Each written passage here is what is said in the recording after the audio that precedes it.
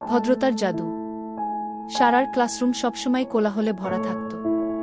ছাত্ররা একে অপরকে মাঝপথে থামিয়ে দিত, ধন্যবাদ বাবু, দয়া করে কি বলত না, আর কারো কথা মন দিয়ে শুনত না।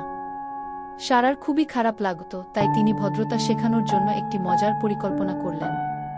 পরের দিন সকালে তিনি এক জল ভর্তি বোতল ও একটি মার্বেলের ব্যাগ নিয়ে এলেন। এটা আমাদের ভদ্রতার জার, তিনি বললেন। যখনই আমি কারো ভদ্র আচরণ দেখব, একটি মার্বেলও জারে যাবে।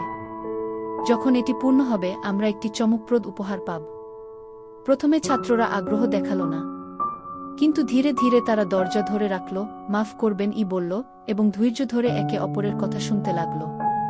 প্রতিটি ভদ্র আচরণের জন্য একটি মার্বেলও পড়ত, আর জার ধীরে ধীরে ভরতে থাকল। একদিন ওমর নামে এক লাজুক ছাত্রের বই মেঝেতে পড়ে গেল। সে ওঠানোর আগেই তার বন্ধুরা দৌড়ে এলো সাহায্য করতে। সারা হাসলেন এবং অতিরিক্ত কয়েকটি মার্বেলও দিলেন। মাস শেষে জারটি ভরে গেল। পুরস্কার হিসেবে সারা সবাইকে কেক দিলেন। কিন্তু সবচেয়ে বড় পুরস্কার ছিল তাদের পরিবর্তন। ভদ্রতা এবার তাদের অভ্যাসে পরিণত হয়েছে।